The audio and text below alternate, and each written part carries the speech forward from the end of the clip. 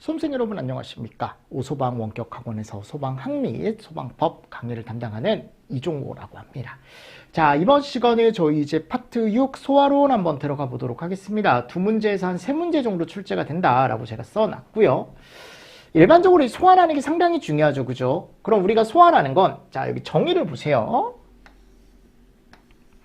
우리 앞에서 연소의 3요소나 4요소라는 걸 배웠죠, 그죠? 3요소는 이런 거고, 뭐 4요소는 이런 거다. 그럼 3요소를 얘기할 때 우리가 뭐를 얘기했다? 가연물, 산소공급원, 점화원, 그죠? 4요소는요, 거기다가 뭐를 더해요? 연쇄반응이라는 걸 더한다 그랬죠. 그래서 우리가 보통 얘기했을 때 가연물, 산소공급원, 점화원, 그리고 4요소까지 가게 되면은 연쇄반응까지 가게 되는 거죠. 그러면 얘네들의 하나를 끊든 또는 전부를 끊든지 간에 하나만 끊든 전부를 끊든 결국은 뭐가 진행이 안 되게 할 수 있냐면 우리는 연소가 진행이 안 되게 할 수 있대요. 그죠? 그러니까 이게 무슨 말이냐면 내가 열을 끊는다. 그러면 연소가 더 이상 진행이 되지 않는답니다. 산소를 끊는다. 연소가 더 이상 진행이 되지 않는데요. 연쇄 반응을 끊는다. 연소가 더 이상 진행되지 않는데요. 가연물을 없앴다 또는 끊었다. 연소가 더 이상 진행되지 않는답니다. 그럼 이거를 우리가 다 통틀어서 3요소나 4요소를 없애는 걸 뭐라고 얘기하냐면 소화라고 얘기합니다. 뭐 하나만 없애는 것도 상관없고요. 뭐 전부 없애는 것도 상관없고요. 근데 이제 뭐를 아셔야 되냐면 그럼 내가 열을 없애는 걸 뭐라고 하냐.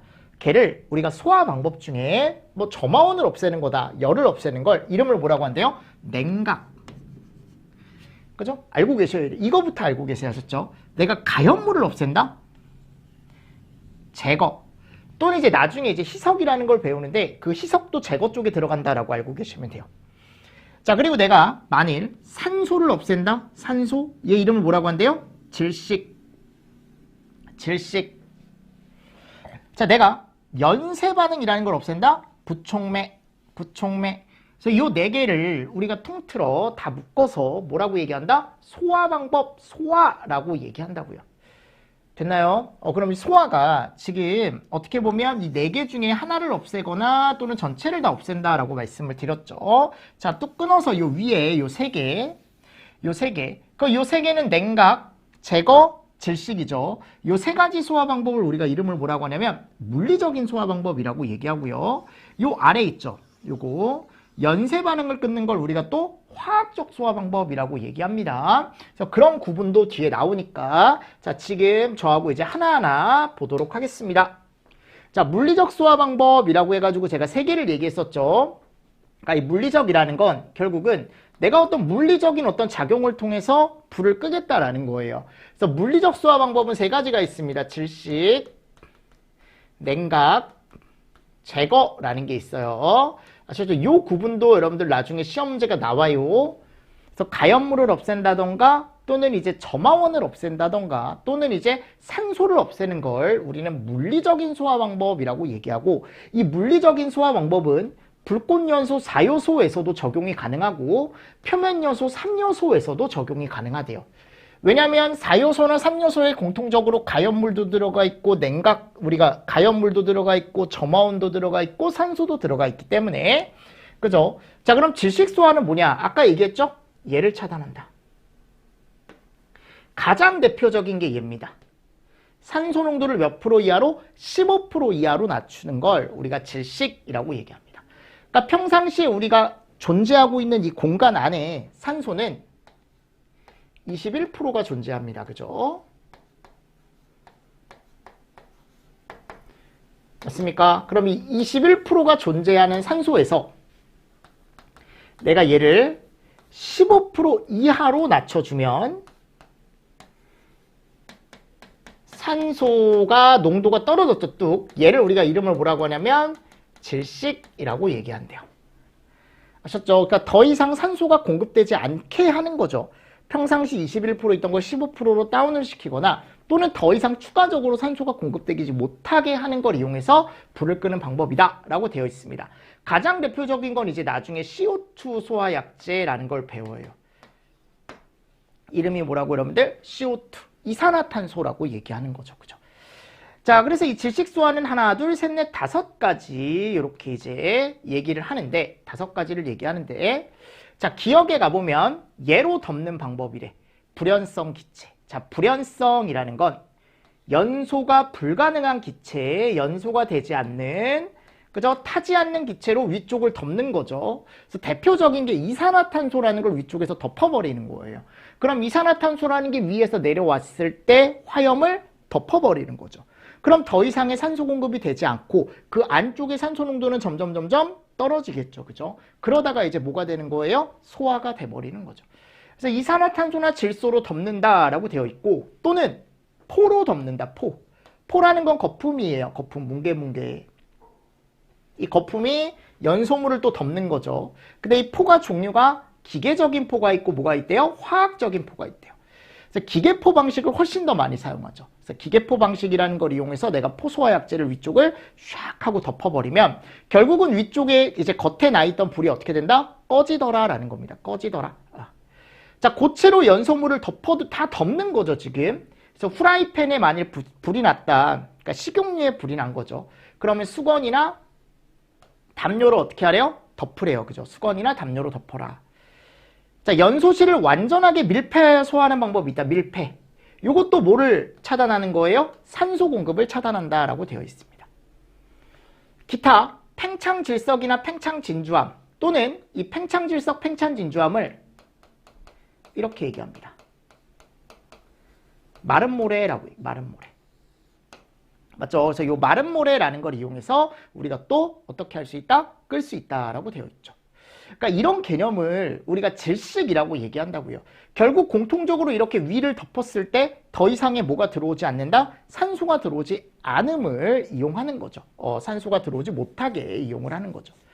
두 번째, 냉각소화라는 게 있습니다. 냉각. 자, 이거는 온도 자체를 어떻게 해주는 거예요? 떨어뜨려 주는 거죠. 가연물의 온도를 발화점, 불이 나지 않는 온도로 떨어뜨리는 거죠. 가장 대표적인 거, 온도 자체를 떨어뜨릴 때 가장 많이 이용하는 게 얘죠.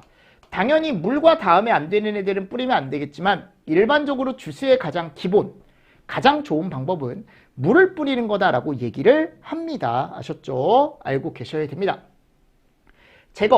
제거는 뭐예요? 가연물을 제거한다. 그러니까 가연물이 있을 때 그 가연물 자체를 물리적으로 없애버리는 거죠. 그죠? 그래서 가장 대표적인 게 요거 시험 문제 잘 나와요. 양초. 초에 촛불이 이렇게, 초에 이렇게 촛불이 붙어 있잖아요. 그럼 그 촛불을 훅 하고 꺼버리면 그 촛불이 훅 하고 날아가죠. 날아가면 그 불꽃이 날아갔죠. 그죠? 걔를 우리가 뭐라고 한다? 제거라고 얘기합니다. 제거. 자, 산불 아저씨, 나무를 벌목한다라고 되어 있습니다. 그래서 우리가 이제 방화선이라는 걸 구축할 때 만일 산에 불이 났어요. 그럼 산에 막 불이 났으면 여기가 탔으면 요 앞쪽 있죠. 앞쪽에 있는 나무를 다 어떻게 해버려요? 벌목해버리죠. 그죠? 그러니까 벌목을 하는 이유는 딱 하나예요, 여러분들. 더 이상 산불이 이 나무를 타고 이렇게 넘어가지 않게. 그죠? 이런 벌목이라는 걸 이용해서 우리가 또 뭐를 한다? 제거라는 걸 이용한다라는 거. 그리고 유료화재 시에 자, 이런 것도 이용을 하거든요. 폭발물의 후폭풍으로 증기를 날려보낸다. 자, 기름에 불이 나면 이 기름은 보통 여기 표면에서 불이 난다고요. 유증기라는 거에서. 그 내가 옆에다가 폭탄을 하나 놔요. 아시죠? 이렇게 폭탄을 하나 놔요. 그래서 얘를 터뜨려요. 펑. 그럼 터지면 얘를 날려버려요. 유증기를 저 멀리 날려버려요. 아셨죠? 그러니까 이거를 직접적으로 가까이 터뜨리는 게 아니고 멀리서 터뜨리는 거죠. 그럼 이 폭발력이 유증기를 날리면서 불이 꺼지기도 한대요. 얘 이름을 뭐라고 한다고 우리가? 제거. 그래서 후폭풍으로 증기를 날린다. 그리고 이런 거. 전기화재가 났다, 가스화재가 났으면 우리 뭐부터 해야 돼요, 여러분들? 전기화재가 났으면 빨리 가서 멀티탭을 내려야 돼요. 가스화재가 났다, 빨리 가서 뭐 잠궈야 돼요? 가스밸브 잠궈야 돼요. 제거래요. 그래서 시험 문제에 이 질식과 제거를 섞어놔요. 그래 놓고 옳게 짝지어진 거, 제거로 옳게 짝지어진 거 보기에서 모두 고르시오. 또는 질식소화를 모두 고르시오. 이런 식으로 시험 문제가 나오게 됩니다. 최근에도 그렇게 나왔어요. 자, 화학적인 소화 방법은 물리적인 게 아니죠. 그래서 얘는 연쇄 반응이라는 걸 끊는 거예요. 화학적인 반응을 끊는 거야. 근데 이 연쇄 반응은 눈에 보여요, 안 보여요? 안 보여요. 지속적인 연쇄 반응이라는 건 어떤 화학 반응이기 때문에 우리가 수속이나 수상기가 나오는 반응이다라고 얘기를 하고 지속적으로 연소가 진행될 수 있는 반응이다라고 얘기하는데 이거는 내 눈으로 보고 싶어도 보이지 않습니다. 화학 반응이기 때문에. 아셨죠? 그래서 이 반응을 끊어야 연쇄 반응이 없어지는 거거든요. 그래서 우리는 이건 어떤 화학 반응을 이용해서 얘를 또 끊어줘야 돼. 그래서 걔를 우리가 화학적 소화라고 얘기하는 거고 화학적 소화는 보통 연쇄 반응을 끊는 건다라고 얘기를 하죠. 그래서 얘는 사요소에서만 적응이 가능합니다. 우리가 적용을 시킬 때 사요소가 일어나는 곳에서만 얘를 쓸 수가 있다고. 불꽃연소가 일어나는 화학적 소화. 그죠? 불꽃연소 쪽에서는 화학적 소화만 가능한 거고 표면연소, 3요소 쪽에서는 화학적 소화가 적응성이 없어요. 왜냐하면 표면연소는 3요소고 거기에는 뭐가 없어요? 연쇄 반응이라는 게 존재하지 않기 때문에. 그래서 걔를 우리가 부촉매 소화라고 얘기하고 화학적 소화를 연쇄 반응을 억제 종료시킨다. 그래서 활성기에 의한 생성을 차단한다. 그래서 우리가 수속이나 수상기가 더 이상 나오는 걸 막아준다라고 얘기합니다. 가장 대표적인 게 이제 할론 소화 약제라는 걸 이용해서 연쇄 반응을 끊어요. 나중에 부촉매라고 해서. 됐죠? 자, 그래서 우리가 이런 것들을 소화론의 약간 기초다라고 해서 먼저 얘부터 알고 계시고 그럼 내가 소화를 할 때 사용하는 물건을 또는 물질을 우리가 이름을 뭐라고 하냐면 소화약제라고 얘기합니다. 그럼 소화약제 중에 가장 대표적인 것 중에 하나가 여기 나오는 뭐예요? 물소화약제입니다. 물. 그죠? 자, 근데 이 물이라는 애는 일반적으로는 얘를 제일 많이 쓰죠. 냉각을 제일 많이 얘기를 해요. 그러니까 물을 뿌리면요 온도가 내려가요. 그거는 여러분들 연상되시죠? 그리고 덮어서 끄는 방식도 이용할 수 있는데 물은 불과 만났을 때 얘가 돼요. 그럼 수증기가 되면 총 몇 배가 돼요? 1700배가 됩니다. 부피가. 아셨죠? 아까도 제가 얘기했었죠. 오버 현상에서. 그럼 1700배 부피 팽창이 됐을 때 결국 그 부피 팽창된 애가 불을 위해서 어떻게 하는 거예요? 덮는 거죠. 그죠? 그러니까 이걸 우리가 또 뭐라고 얘기한다? 물에 의한 질식이라고 얘기한다고요. 그러니까 물은 냉각과 질식 효과가 있는데 당연히 두 개 중에 큰 게 뭐냐? 냉각이 더 큰 거죠. 질식보다는. 냉각이 주예요. 그래서 냉각이 주. 그래서 얘가 여러분들 냉각 효과가 좋은 이유가 이런 애가 커서 그래요.